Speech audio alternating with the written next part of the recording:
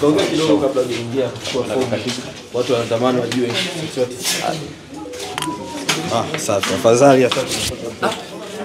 Baba wa mimi. Shikamoo mama. Baba wa mimi. Shikamoo mama. Ongera kwa kuja. Ongera. Amina. Lote tu mmoja kabla ya kuingia kwa mheshimiwa. Mheshimiwa Sabaya, habari ya kwako? Tumepata ruhusa pale. Tumepata ruhusa.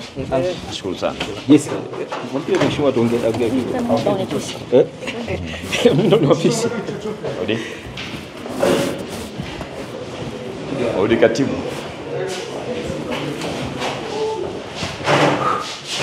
Katibu shikamoo. Shikamoo mama. Salama. Hatujambo. Sawa wewe. Asante sana. Nashukuru.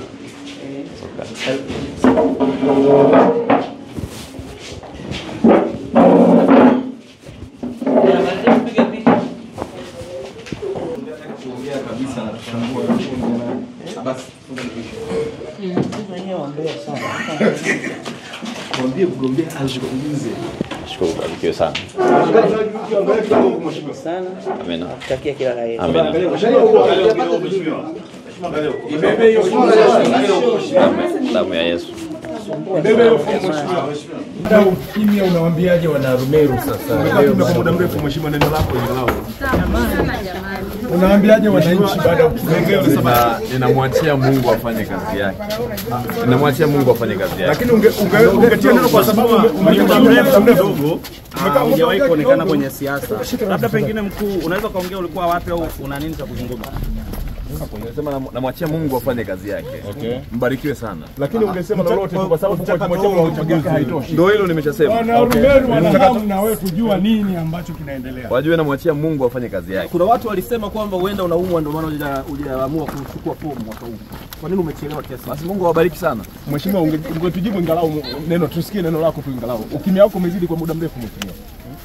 Mheshimiwa Sabaya. Sabaya, watu wanatamani kusikia neno moja kutoka kwako.